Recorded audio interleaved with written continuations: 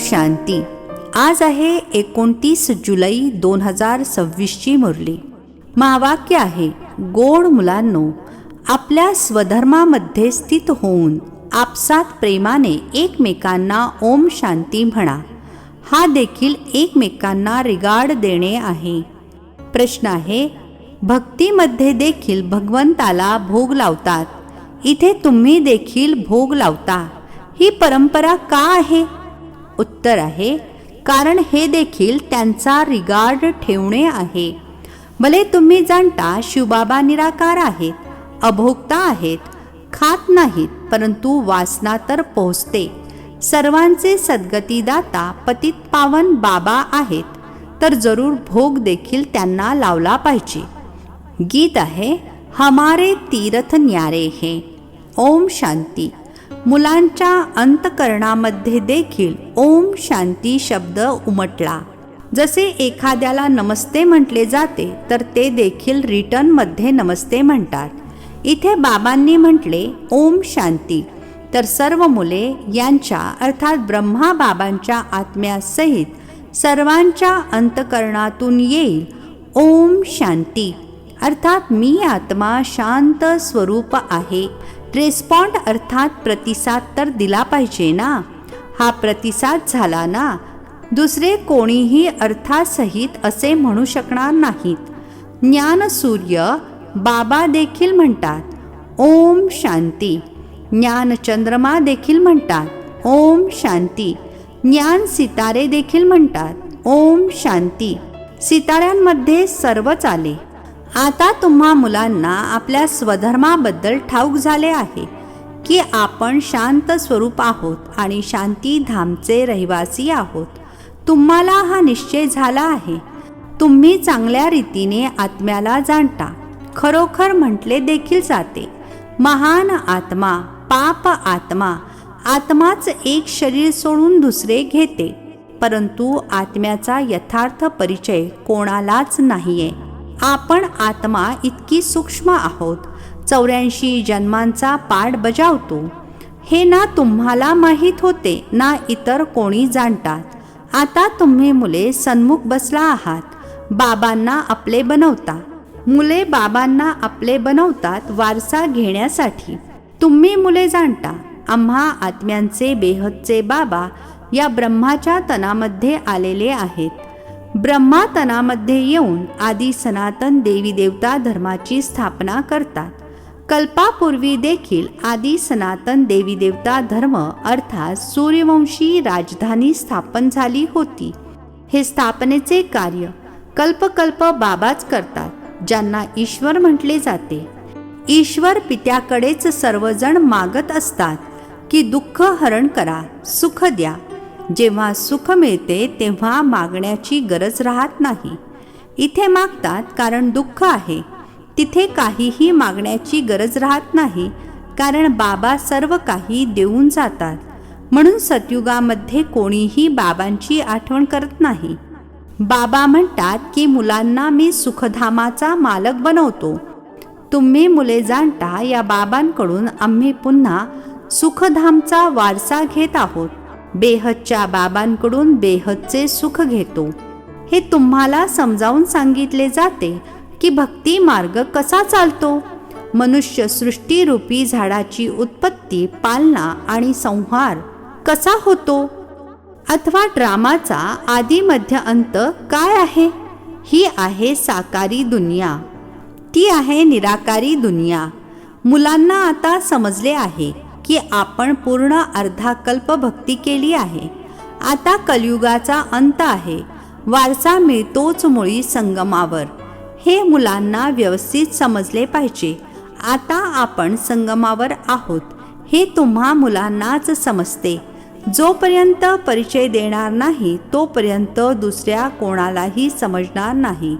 जरूर संगमयुग येते, जेव्हा जुनी दुनिया बदलून नवीन होते.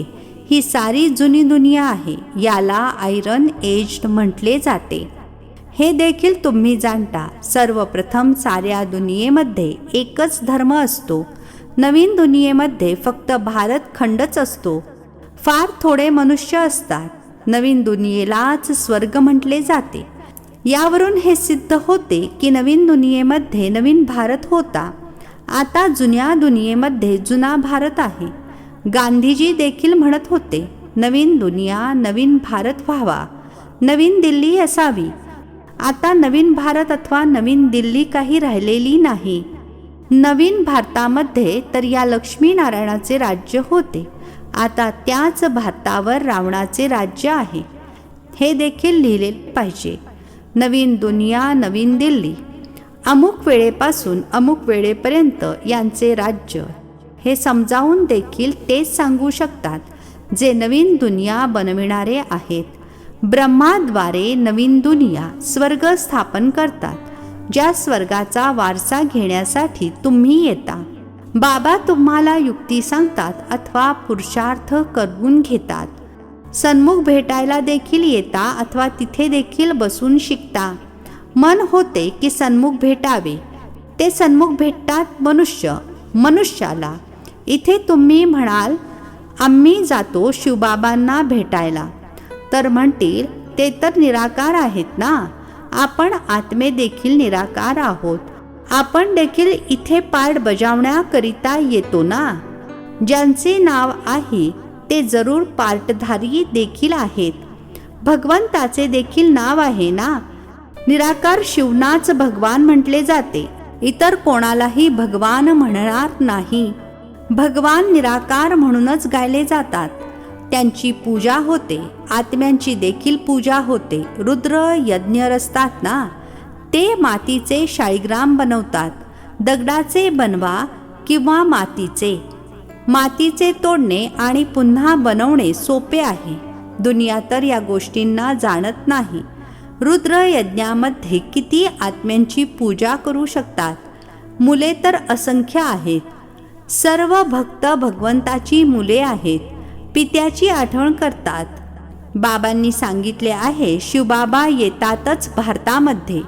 तुम्ही थोडीशी मुले जी त्यांचे मदतगार, खुदाई खिदमतगार अर्थात ईश्वरीय सेवाधारी बनता.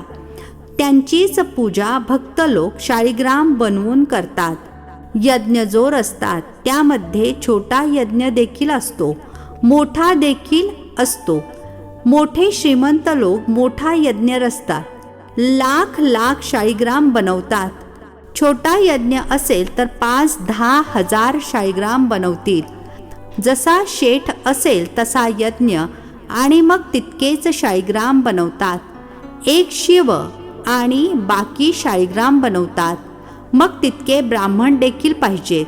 बऱ्याच जणांनी यज्ञ पाहिला असेल. तुम्ही जाणता बाबा आम्हा मुलांची सेवा करतात. आपण मग इतरांची सेवा करतो म्हणून पूजा होते.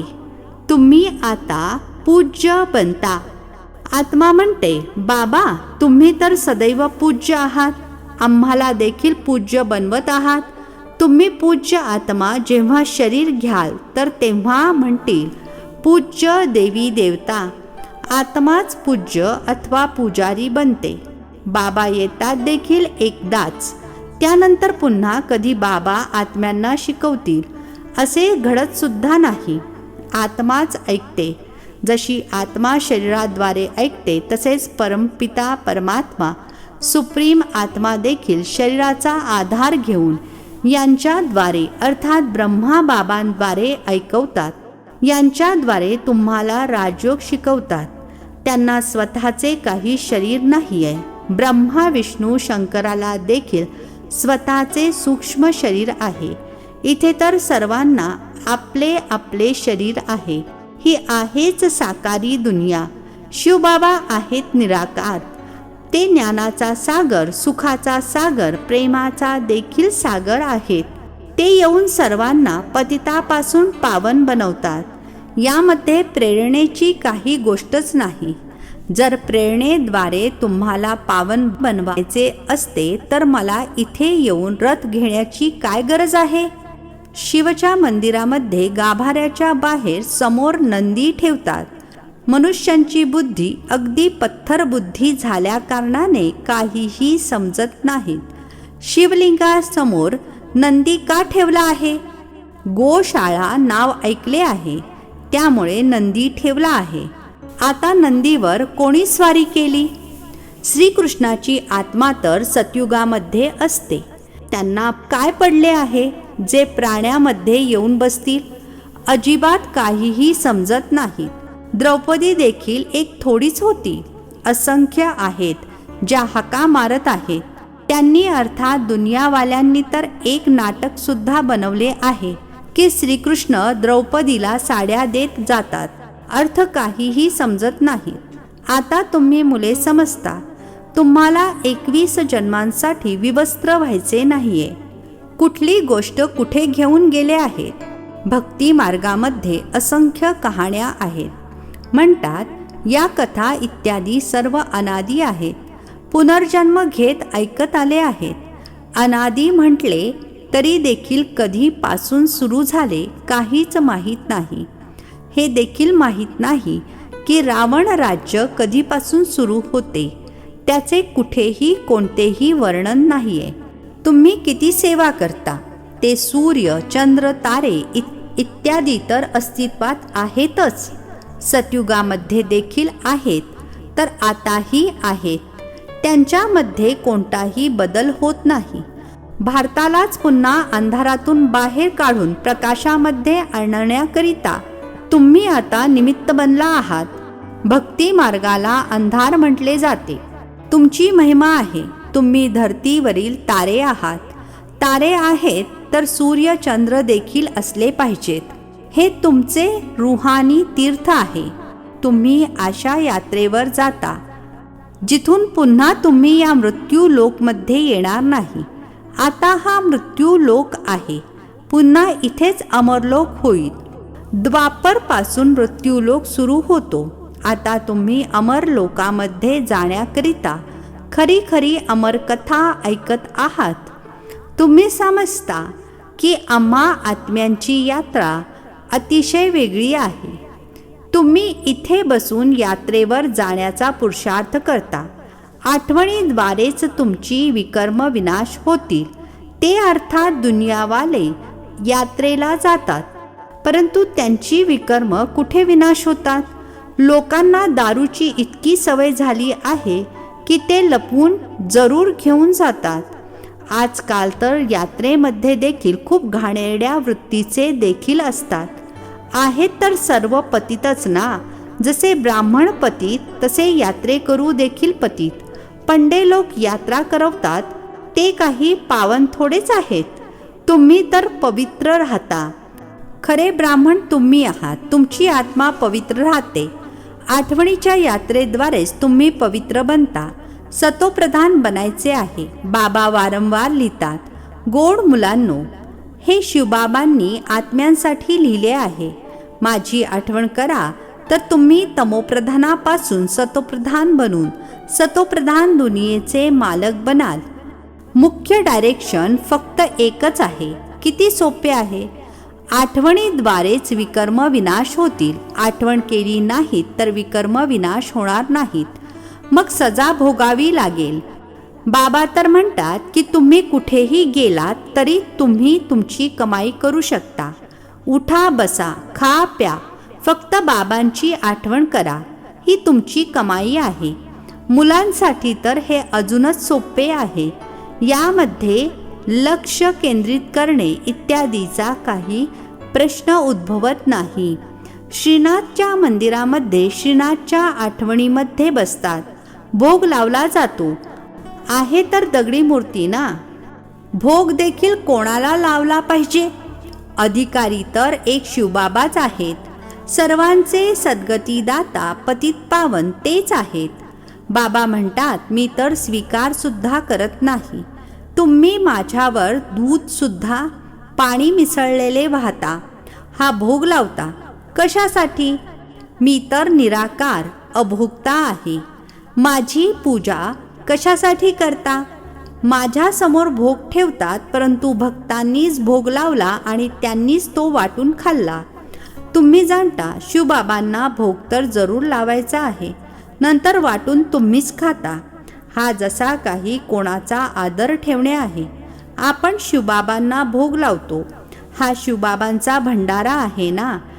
ज्याचा भंडारा आहे त्याला भोग जरूर लावावा लागेल. भलं तुम्ही भोग लावता, खाता देखील तुम्ही मुलेच. हे ब्रह्मा खातात, मी खात नाही. बाकी वासना तर येईल ना. खूप उत्तम भोग बनवला आहे. सांगण्याकरिता कर्मेंद्रिये तर आहेत ना.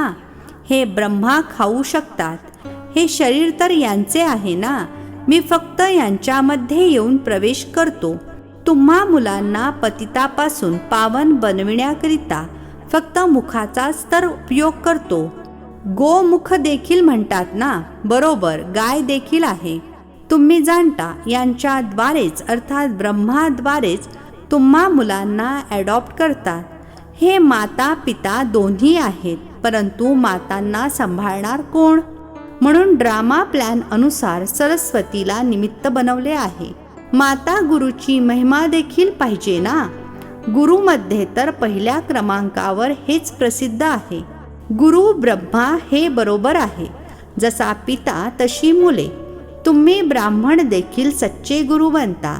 सर्वांना स्वर्गाचा खरा मार्ग सांगता. आत्माच मुखाद्वारे मार्ग सांगते की मनमना भव मध्याजी भव. पिता माता आणि मुले सर्वजण तोच मार्ग सांगतात. इथे तुम्ही सन्मुख बसले आहात, त्यामुळे आठवण राहते आणि मग घरी जाता तेव्हा खूप मुले विसरून जातात. इथे आनंद होतो. बाबांकडे आलो आहोत. बाबा म्हणतात स्वदर्शन चक्रधारी बनून ही युक्ती सांगा की मुक्तिधामची, बाबांची आणि वारशाची आठवण करा. अच्छा, गोड गोड खूप खूप वर्षांनंतर भेटलेल्या मुलांप्रती मात पिता बापदादांची प्रेमपूर्वक आठवण आणि सुप्रभात. आत्मिक पित्याचा आत्मिक मुलांना नमस्ते. आम्हा आत्मिक मुलांचा आत्मिक पित्याला नमस्ते. धारणेसाठी मुख्य सारांश आहे. पहिला पॉइंट आहे, आपसामध्ये एकमेकांना आणि बाबांना यथार्थ रिगार्ड द्यायचा आहे. बाबा भले अभोक्ता आहेत, परंतु ज्यांच्या भंडाऱ्यातून पालना होते सर्वप्रथम त्यांना भोग जरूर स्वीकार करवायचा आहे. दुसरा पॉइंट आहे, पूजनीय बनण्याकरिता खुदाई खिदमतगार अर्थात ईश्वरीय सेवाधारी बनायचे आहे. बाबांसोबत सेवेमध्ये मदतगार बनायचे आहे. जेव्हा आत्मा आणि शरीर दोन्ही पावन बनतील तेव्हा पूजा होईल. आजचे वरदान आहे, स्वयंप्रती आणि सर्व आत्म्यांप्रती लॉफुल बनणारे law maker so new world maker भव. स्वयंप्रती आणि सर्व आत्म्यांप्रती लॉफुल बनणारे law maker so new world maker भव. स्पष्टीकरण आहे, जे स्वयंप्रती लॉफुल बनतात अर्थात कायद्याचे पालन करणारे बनतात, तेच इतरांप्रती देखील लॉफुल बनू शकतात. जे स्वतः लॉ ब्रेक करतात ते इतरांवर लॉ चालवू शकत नाहीत.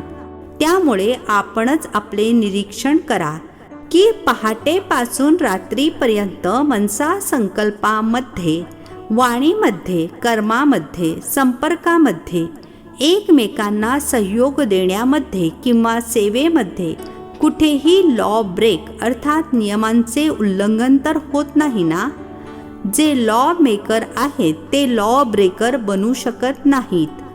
जे यावेळी लॉ मेकर बनतात तेच पीस मेकर आणि न्यू वर्ल्ड मेकर अर्थात शांती प्रस्थापित करणारे आणि नव्या दुनियेचे निर्माता बनतात. स्लोगन आहे, कर्म करत असताना कर्माच्या चांगल्या अथवा वाईट प्रभावामध्ये न येणे हेच कर्मातीत बनणे आहे. कर्म करत असताना कर्माच्या चांगल्या अथवा वाईट प्रभावामध्ये न येणे हेच कर्मातीत बनणे आहे. हे अव्यक्त इशारे ज्वाला स्वरूप स्थितीमध्ये राहून शक्तिशाली आठवणीचा अनुभव करा. ज्वाला स्वरूप आठवणीकरिता मन आणि बुद्धी या दोघांनाही एकतर पॉवरफुल ब्रेक पाहिजेत आणि वळविण्याची शक्ती देखील पाहिजे. यामुळे बुद्धीची शक्ती अथवा कोणतीही एनर्जी वेस्ट न होता अर्थात शक्ती वाया न जाता जमा होत जाईल. जितकी शक्ती जमा होईल तितकीच पारखण्याची आणि निर्णय घेण्याची शक्ती वाढेल. याकरिता आता संकल्पांचा विस्तार बंद करत जा, अर्थात समेटण्याची शक्ती धारण करा. अच्छा. ओम शांती. नवनवीन मराठी व्हिडिओज प्राप्त करण्यासाठी सबस्क्राईब करा मराठी गॉड रिपोर्ट चॅनलला.